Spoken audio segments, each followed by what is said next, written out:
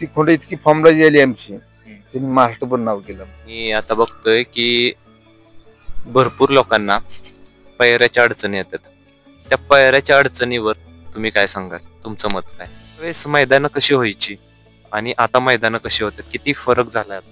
पायरीचा प्रकार हे नाहीच पाहिजे आणि पहिला नव्हताच. आत्ताच्या या काळामध्ये तुम्हाला कोणता बैल खूप आवडतो, बघायला आवडतो पळताना? आता कोणती नवीन खरेदी वगैरे केली? एखादा असा किस्सा, एखादा असं मैदान जिथे राजा भरपूर पाहिलेला आणि तो अजून तुमच्या लक्षात आहे? मला सगळ्यांनी सांगायचे की कुठलाही डोस काय अल्कोहोल हे असलं काही न देता कणावर पळू शकतं. त्याचं उदाहरण हे तर राजा तुम्ही सर्वजण बघताय मैदानात. पहिलं म्हणजे सामन्यात जर उतरली गाडी तर ती भेटणं सोडली जायची आणि त्यातनं पळून कोणची बसेल त्यालाच निकाल दिला जायचा. बैलगाडी क्षेत्राचा नाद चांगला का वाईट? नमस्कार. तर आपण आता आहोत कुमटे गावामध्ये. कोरेगाव तालुक्यातील कुमटेचे गाव आहे, या गावामध्ये आहे. आणि आपल्या जवळ जे बसलेले आहेत ते आहेत आप्पा पैलवान, कुमट्याचे आप्पा पैलवान. आणि त्यांना बैलगाडी क्षेत्रात त्यांचं भरपूर असं नाव आहे. ते कधीपासून बैलगाडी क्षेत्रात आले, त्यांचा प्रवास कशा प्रकारे झाला, हे सगळं आपण आता या व्हिडिओमध्ये बघणार आहोत. व्हिडिओ शेवटपर्यंत बघा. तर चला आपण आता सुरुवात करूया. तर मला सांगा, तुम्ही बैलगाडी क्षेत्रात कधीपासून आला? 30-35 वर्ष झाली मी ह्या बैलगाडी क्षेत्रात आहे.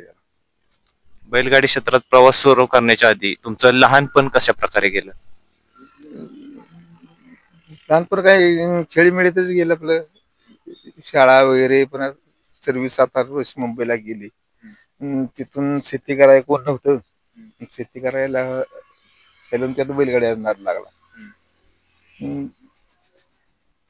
तिथपासून बैलगाड्याला सुरुवात झाली माझी. बैलगाडी क्षेत्राला सुरुवात केल्यानंतर तुम्ही तुमच्या घरी कोणतं खरेदी वासरू केलेलं का आधीपासून एक वासरू होतं? नाही, शेतीची बैल होती. शेतीची बैल पळवत होतो. साधारण 3-4 वर्षाचा फोंडेक होता तांडू. ते सुरुवातीला फळावं लागेल. त्याच्यावर काही जुळत नव्हतं, पेट पास होतो नुसतं. मग आम्ही राजेंद्र जगदाळे चुलत भाऊ आमचे, आम्ही गावातच धनगराची 2 खोंड घेतली. ती खोंड इतकी फॉर्मला गेली आमची, त्यांनी महाराष्ट्रभर नाव केलं आमचं. तेव्हापासून नाद लागलाय बैलगाडी क्षेत्राचा. म्हणजे जेव्हा तुम्ही घेतलेलं त्यामध्ये काय बघून घेतलेलं? म्हणजे कसं असतं, त्यात नीटनेटकं बघूनच घ्यावं लागतं. त्याचा हातपाय खूरबीर व्यवस्थित बघून, म्हणजे पळपला हे बघून घेतले होते आम्ही. आणि ट्रेनिंग 1 वर्षभर देत होतो त्यासनी. 1 वर्षभर ट्रेनिंग दिल्यानंतर मग आम्ही चालू केली मैदान. त्याची प्रॅक्टिस तुम्ही कुठे घेत होता? प्रॅक्टिस तर गावातच घेत होतो आपण. कुमटे गावामध्ये फाटे आहे. कुमटे गावातच फाटे. त्याच ठिकाणी म्हणजे आम्ही घेत होतो प्रॅक्टिस. तर तुम्ही जेव्हा मैदानावर जाता त्यावेळेस तुम्ही तिथे काय काय करता? आता म्हणजे कधी आत्ता का? आत्ता काय आपला राजा हे बैल आहे. ते आपलं पहिलं रान बघायचं कसं आहे काय आहे ती. तिथून मग रान जर पाळण्यायोग्य असलं तर आपलं त्या ठिकाणी जाऊन आपलं सहभाग घ्यायचा बैलगाड्यात. याचं नाव काय म्हटलं? महाराष्ट्र चॅम्पियन राजा. तर राजाला तुम्ही केव्हा खरेदी केलेलं, कुठून घेतलेलं? राजा ह्यो माळवा तालुक्यात कुरळप म्हणून गाव आहे. महेश जाधव त्याच्यापासून वासरू 7-8 महिन्याचं असताना आणलं होतं. आता हा बैल 16 वर्ष झालं पळतोय. कुठलं इंजेक्शन नाही, कुठला डोस नाही, काय नाही. त्या निमित्तानं मला सगळ्यांनी सांगायचे की कुठलाही डोस काय अल्कोहोल हे असलं काही न देता कणावर पळू शकतं. त्याचं उदाहरण हे तर राजा तुम्ही सर्वजण बघताय मैदानामध्ये. त्याचं वय आज 16 वर्ष आहे. चांगली फाईट देते अजून. किती वर्षाचं असताना तुम्ही खरेदी केलेलं? 7-8 महिन्याचं असताना वासरू खरेदी केलं होतं. त्याच्या खुराकाचं नियोजन कसं असतं त्याचं? खुराक काय शेंगदाणा पेंड आहे, जोडी नंबर 1. खाद्याचं पोते मिळते, मका चुनी, त्याचा भरडा, सोयाबीन, 3-4 प्रकारचा रती बसतो त्याला. आता राजा जर बघितला तर आपण सगळीकडे बघतोय पळताना, जर लांब पल्ला असेल तर त्यामध्ये राजा कसा आहे पळायला? कसं आहे, आता त्याचं वय झालंय, आता नेपाल्याला जरा थोडासा गट काढतोय, पण सीमेला घोटाळा काही काही होतोय. पण 1000 फूट 900 फुटात अजून चांगला काम करतोय. एखादा असा किस्सा, एखादा असं मैदान जिथे राजा भरपूर पळालेला आणि तो अजून तुमच्या लक्षात आहे? तशी ठिकाण भरपूर आहेत, भरपूर मैदानात हे झालेलं आहे त्यानं. त्याचा म्हणजे जास्त बंदीच्या काळातच राजा उमटला होता. सर्व टॉपची बैल तिनं त्यावेळेला मारलेली. मुंबईमध्ये जी टॉपची गाडी जी असायची ती आपण इथं गाठावर मारलेली आहे. त्याच्या बंदीच्या काळात जास्त बिनजोडचं खेळ जास्त चालला होता, चोरून मैदान व्हायचे. आपले जास्त करून बिनजोडमध्येच त्याने काळ गाजवला आणि ह्या सगळीमध्ये बैलगाड्या चांगला काळ गाजवला. आता कोणती नवीन खरेदी वगैरे केली? केले की एक लहान खोंड आणलाय आता, ते बी 6-7 महिन्याचा असताना आणला होता. आता 13-14 महिन्याचा झाला आहे खोंड. सुंदर मनखोंड आहे तो. त्याने बी आता 3-4 रेसल दिल्यानंतर गावातल्याच मैदानात काढला होता. 2 ठिकाणी गटपास केलाय. त्याची प्रॅक्टिस कोणाबरोबर घेता तुम्ही? त्याची प्रॅक्टिस राजा बरोबरच घेतो. चंद्रशेठ वरवी म्हणाय, त्यांच्या बाईला संगत गटपास केला त्यानं. कोणत्या खांदी चांगला आहे? दोन्ही खांदी. मी प्रत्येक जनावर हे दोन्ही खांदीच पळवतो आणि शक्यतो 90-95% दोन्ही खांदी जनावर पळते. आपण जसं प्रयत्न केला पाहिजे. एखाद्याने नवीन वासरू घेतल्यानंतर त्याने कशा प्रकारे तो कोणत्या खांदी चांगला आहे हे शोधावं? आता तुम्ही जसं म्हटलं दोन्ही खांदी पाहिजे, पण एखाद्या खांदी कोणत्या चांगल्या खांदी बेस्ट आहे तो त्यानं कसं शोधावं? कसं आहे, आता दोन्ही खांदी घेतल्यानंतर त्यानं शूटिंग केलं पाहिजे. शूटिंग मध्ये सेकंद कळत आपल्याला, कुठल्या खांद्याला घातल्यावर किती सेकंद येते. समजा 17-20 सेकंद येते, उजेला घातल्या 20-22 सेकंद लागते. तर त्या पद्धतीने ती ठरवलं पाहिजे. त्या पद्धतीने त्या खांदावर शक्य जास्त पळावं. तुम्ही लहान वासरं बी जास्त दाट पळवू नये शक्यतो. कमीत कमी 10-15 दिवसाच्या आपणच मैदान करावं. आता राजा किती दिवसाच्या गॅपनं मैदानात दिसतो आपल्याला? राज्यात 8-10 दिवस गॅपनं काढतो. आता जर बघितलं तर तुम्ही जेव्हा आला त्यावेळेस मैदानं कशी व्हायची आणि आता मैदानं कशी होतात, किती फरक झालाय आता? त्यावेळेची मैदान वेगळी होती ना, आता जरा संघटना हे निघाल्यामुळं आता मैदानात फरक पडलाय. पहिल्या वेळेला पाहिजे चालायची, गाड्यामधनं काढणे, झेंड्यावर गाडी पुढे सुटणे. आता पट्टीचा वापरही निघाल्यामुळं तंतोतंत चालू आहे आता सगळीकडेच. असं काय वाटतंय का की अजून यामध्ये आधुनिकता आली पाहिजे, त्यामुळे अजून सोपं जाईल बैलगाडी मैदान भरवायचं म्हटलं अजून सोपं होईल ते? नाही, आता याच्यापेक्षा काय नाही. आता ही झालं ही आता योग्य आहे. आणखी काय सुधारणा करणार आहे आता? म्हणजे ही सुधारणा भरपूर आहे. भरपूर झालेली आहे. मैदानावर आपण येण्याच्या आधी, मैदानावर जेव्हा आपण जायचं असतं, दुसऱ्या दिवशी मैदान असतं, तर आदल्या दिवशी कशी त्याची तयारी आपण करावी आणि फाटी बघून जावं का डायरेक्ट गेलं तरी ठीक आहे? शक्यतो फाटी बघून कसं आहे असतं, काही काही ठिकाणी राहणं शॉर्ट असते ती, फटी लहान असते. किती बघावं, फटीला ढाळ आहे का काय आहे का, सर्व बघून गेलेलं चांगलं एका दृष्टीने. तर आपण बघतोय की नवीन युवा वर्ग पण आता मैदानावर येतात आणि लहान मुलापासून तरुण वर्गापर्यंत आता मुलं बैलगाडी क्षेत्राचा नाद लागलाय सगळ्यांना. त्याच्याबद्दल काय सांगाल की हा नाद चांगला आहे का वाईट आहे? कसं त्यांनी यावं काय बैलगाडी क्षेत्रामध्ये?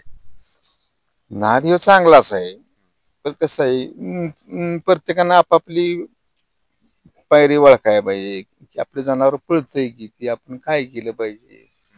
ती जनावर पळवलं तर एका जनावर पळवायचं म्हणजे आता खर्च लय आहे. एक मैदान करायचं म्हणजे खर्च बराच येतो. पायरा करायचं म्हटलं त्याला 4 पैसे बैलवाले दुसरं देवाचं, टेम्पोचं भाडं, ड्रायव्हर, प्रेसवी, संघ 4 पोरं असणारी. त्यामुळे आपल्या बैलाची पात्रता बघून आपण नाद करावा का नाही ते प्रत्येकानं आपापलं ठरवावं.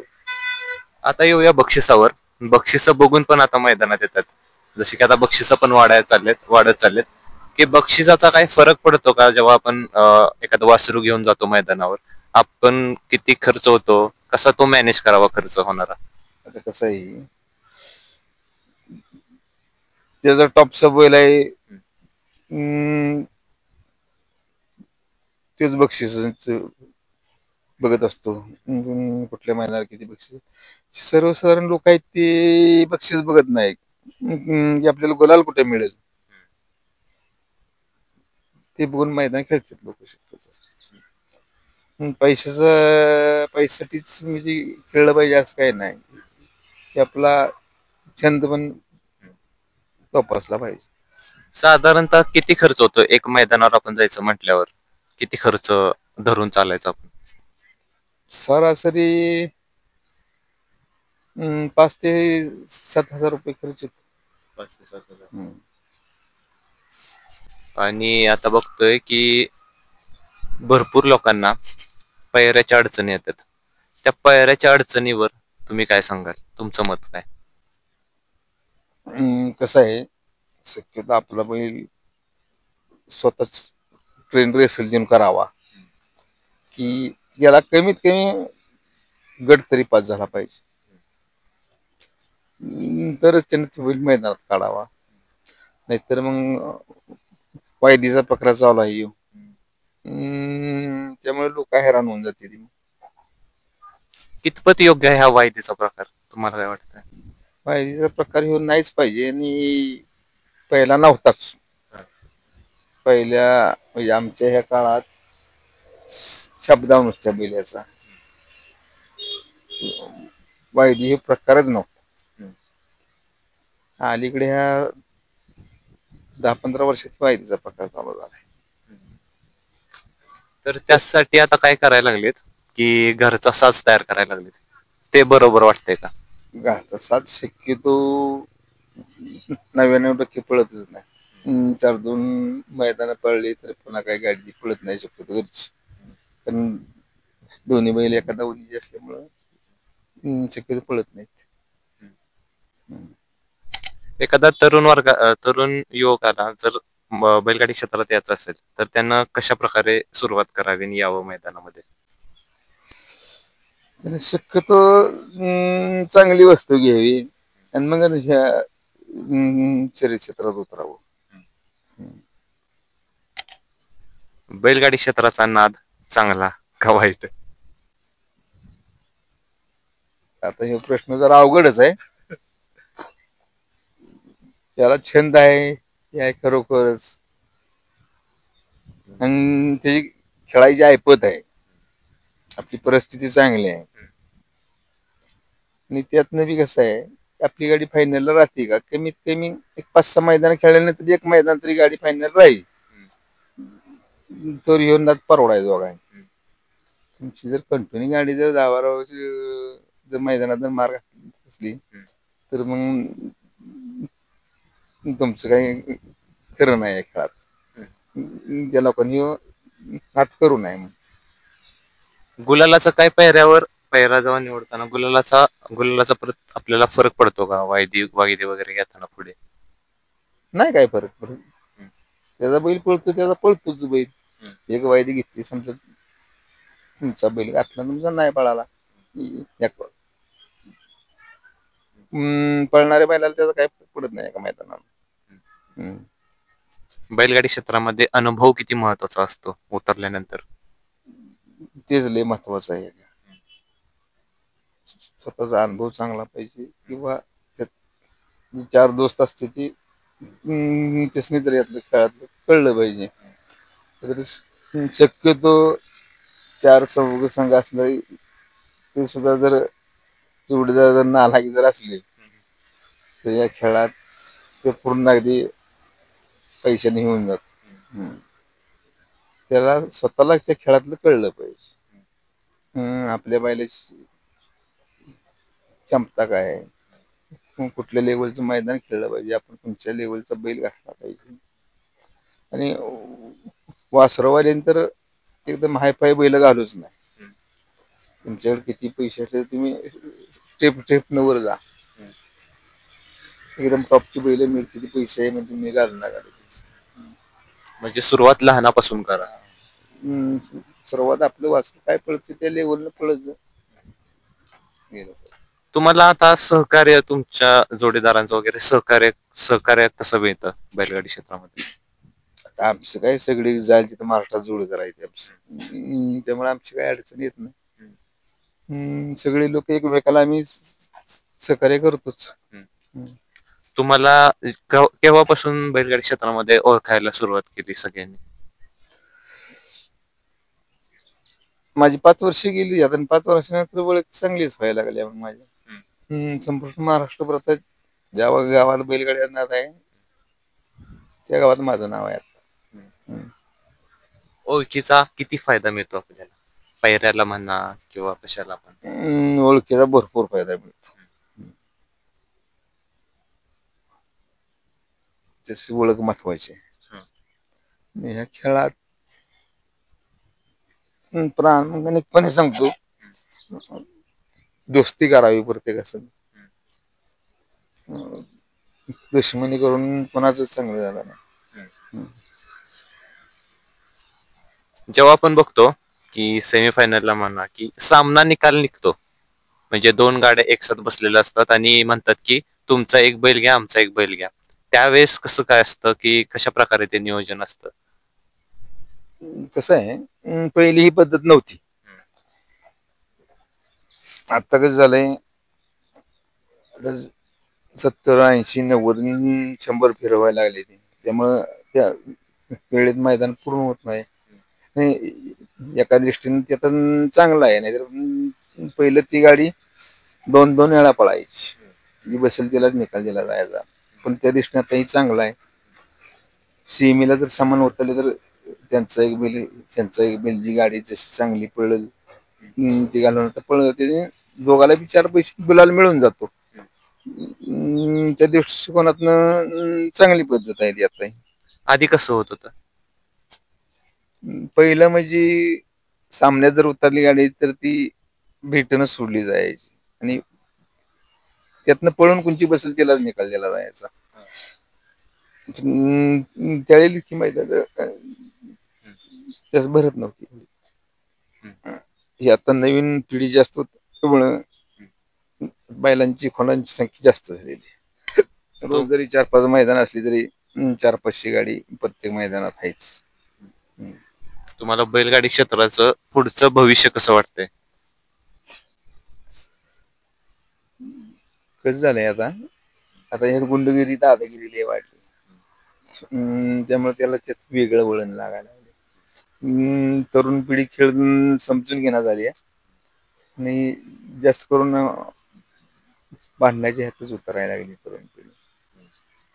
तर ती थांबलं पाहिजे. हा खेळ त्यांनी समजून घेण्यासाठी तुम्ही काय त्यांना 4 शब्द सांगाल? हा खेळ पूर्णपणे त्यांनी समजून घेऊनच त्यांनी त्या क्षेत्रामध्ये उतरण्यासाठी त्यांना तुमचे काय 4 शब्द असतील जे त्यांच्यावर जर उतरणारे असतील किंवा असतील त्या आधीपासूनच तर त्यांना पण फायदेशीर होईल? खेळात खरी बाजू समजून घेतली पाहिजे. जी संघाची 4 मुलं असते ती त्यातली कळणारी 2 मुलं वर थांबवायला पाहिजे की नक्की आपल्या गाडीने काय झालंय. त्या व्यक्तीनं खरं बोललं पाहिजे आणि त्या गाडीचं काय झालंय ती क्लिअर सांगितलं पाहिजे. बाबा आपली गाडी बसली नाही बसली फॉल झाली ही जर समजून घेऊन जर खेळ खेळला तर मग त्यात काही विषय येत नाही भांडणाचा याचा काय. पण संघ असणारे जर लोकांनी उलट सुलट सांगितलं ते मालक खाली गेलेली 4-4 जण वरच्यानं सांगितलं की त्याने वेगळंच वाटतं. त्यामुळे मग ती जास्त करून भांडणाच्या ह्याच्यावर जाते. तुम्ही पंच म्हणून कधी काम केले? कारण पंचांचा निर्णय आता म्हणतात की पंचांचा निर्णय अंतिम राहील, तर त्याबद्दल काय सांगाल? पंच म्हणून मी भरपूर ठिकाणी करतोय ना अजून करतच आलेलो आहे. आम्ही ती गट जर असेल तर 19-20 मधला जर निकाल असेल त्याला टाकाटाकीचा निकाल म्हणते ते शक्यतो सामना दिल्याला योग्य असतं. आणि त्याच्यात माहिती मग सेमीफायनल हे करतोच जातो मग. आता हा तुमचा सगळा प्रवास झाला. याच्या आधी येऊया की तुम्ही जेव्हा शाळेत होता तेव्हा तुम्हाला अभ्यासाची आवड होती, शिक्षणाची आवड होती का दुसरं काय तुम्हाला आवडत होतं? मला शिक्षणाची आवड अजिबातच नव्हती. जास्त ना जनावरांचाच बैलाचा मिशीचाच नाद लई होता त्याला. म्हणजे आमची पिढी म्हणजे ठराविकच विद्यार्थी हुशार. बाकी असे तसे सगळे खेळत म्हणजे मजा मारणे, शाळेला जायचं म्हणजे जायचं. म्हणजे त्यावेळेस शाळेला एवढं डिमांड नव्हतं, पण आता शाळेशिवाय शिक्षणाशिवाय पर्याय नाही. आता शिकलंच पाहिजे मुलांनी. शेती करायची तरी शिकलंच पाहिजे. आता आम्हाला कळतंय तर एखादं जर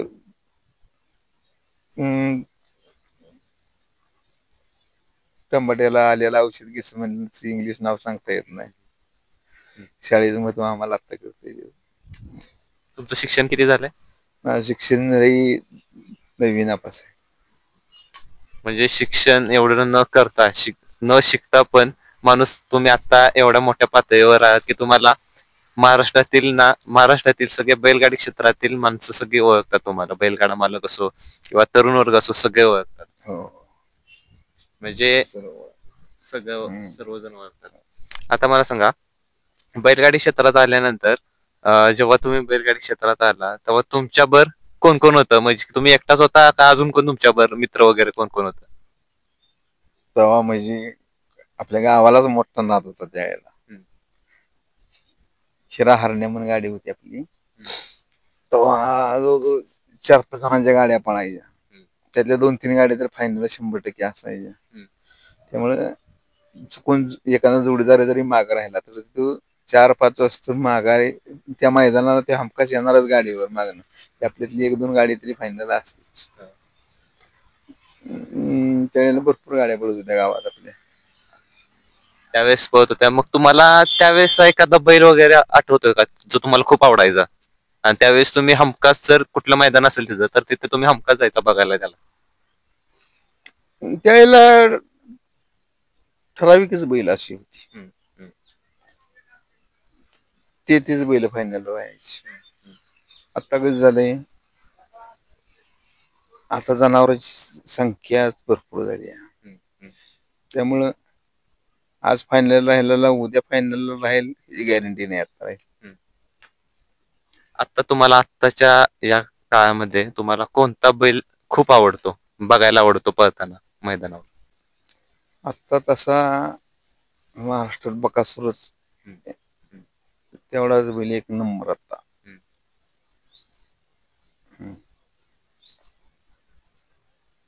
त्याच्यामध्ये कोणता गुण तुम्हाला आवडतो बघण्यासाठी? म्हणजे पळताना जो बघतो आपण त्याच्यामध्ये कोणता असा गुण आहे जो तुम्हाला खूप आवडतो त्यामधला? कसं आहे, त्या बैलाची ठेवणच वेगळं आहे. बैल काढावा आहे. बैल सुटल्यापासून पळतोच खाली, पण पुढच्या 50-100 फुटात त्याने हात घातला की रन काढतोच बैल. बक बक बक बक लांबतो बैल. त्या बैलासारखं बैल होणेच नाही आता. ड्रायव्हर निवडताना कशा प्रकारे ड्रायव्हर निवडावा? चपळ ड्रायव्हर पाहिजे. त्याचं वय किती आहे ते बघायचं नाही. आता सध्या विजू ड्रायव्हर आपली गाडी आणतो, आता 65 वय असेल त्याचं. तरुण मुलं इतकी गाडी आणतो त्यात. आता बी तरुण मुलं आहेत तशी. परसू ड्रायव्हर, चंदू ड्रायव्हर, अकू ड्रायव्हर आहेत अशी पूर्व चांगली चलाकीने गाडी आणते. बैलगाडी क्षेत्रामध्ये सगळ्यांचं जे बॅकला असतात, जसं की झेंडा पंच म्हणता येईल, जे निकाली पंच म्हणता येईल, जे पुकारणारे असतील, त्यांचा किती महत्वाचा वाटा असतो त्यामध्ये? मैदान भरवतात, जे मैदानामध्ये किती महत्वपूर्ण त्यांचा वाटा असतो? 100% त्यांशी जेव सगळं आहे ना. पुकारणार कोणत्या पद्धतीने फास्ट मैदान करतोय, झेंड्यावाल्याची पद्धत झेंड्याची कशी आहे. आता महत्वाचा झेंडा बोला तर यात मेन आहे. त्याच्याकडून जर खालची व्यवस्थित कामगिरी झाली तर म्हणजे फास्ट मैदानावर. जर आपण बघितलं तर काही काही ठिकाणी कसे मैदान आहेत की निकाल रेषेच्या पुढं जागा कमी असते, कठीण जागा असते, आणि तशी मैदानं बघून आपण मैदानावर जावं का? तशी जर मैदान असतील तर त्या मैदानावर आपण जावं का? आणि गेलं तर कसा तिथं महत्वाचं आपण काय करू शकतो तिथे? ड्रायव्हरचं किती महत्वाचं काम असतं तिथे? शॉर्टकट जर पुढे उभं राहायचं जर असेल, सर्वांनी मिळून पहिलं ज्यांनी मैदान घेतले त्यांच्याकडे आयोजकाकडे गेलं पाहिजे. ते पुढचं रान नांगरायला लावायचं पाहिजे. पुढची गती कमी होती जनावरांची. आणि ड्रायव्हरांनी बी रान जर कमी असेल तर प्रत्येक मालकाला त्यांच्या बैलाच्या वेचणीला कासरा लावलं पाहिजे. तर आपण आता शेवटला येऊया. तर मला सांगा की आता इथून पुढं बैलगाडी क्षेत्र चालणार, पण याच्या आधी जे होतं त्या मंदीचा थोडासा काळ आलेला. त्या मंदीच्या काळामध्ये तुम्ही कसं सावरलं स्वतःला, आणि बैलगाडी क्षेत्रामध्ये कसे बाकीच्यांना पण किती प्रॉब्लेम झाले त्याबद्दल काय सांगाल? की त्यांनी आता इथून पुढं किती सतर्क राहिलं पाहिजे? कसं आहे, बंदीचा काळ म्हणजे त्यावेळेला पेटा संघटना ही भारताच्या बाहेरची आहे. त्यांच्यामुळे जास्त मुडीतपणा आला होता खेळाला. आपल्या महाराष्ट्रातल्या सर्व बैलगाडीवाले ज्याला छंद आहे त्यांनी संघर्ष केला यात.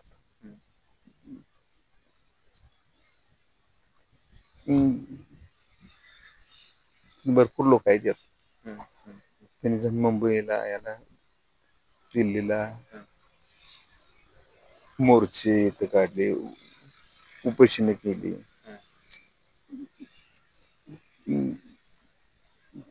हा संघर्ष भरपूर केलाय लोकांनी. तुम्ही याच्या बैलगाडी क्षेत्रा व्यतिरिक्त काय करता अजून? शेती करतो आपण. टॅप आहे आपला, जर आलं भाडं तर ते करू. नाही तर शेती आपली आहे 8-10 एकर. आपलं बागायती आलं, ऊस, तांबटे वगैरे चालूच असतात. आता बघितलं तर राजा आता कोणत्या मैदानात आपल्याला दिसेल? का राजा आणि सुंदरची जोडी आपल्याला मैदानावर दिसेल? आता राजा आणि सुंदरची मैदान आदतच्या मैदानातच ती जोडी दिसणार आपली. आणि ती बी रान बघूनच ती जोडी आपली घरची पळेल. चालेल, तुम्ही आम्हाला एवढी सगळी माहिती दिली त्याबद्दल खूप खूप आभार आहे. चालेल, धन्यवाद.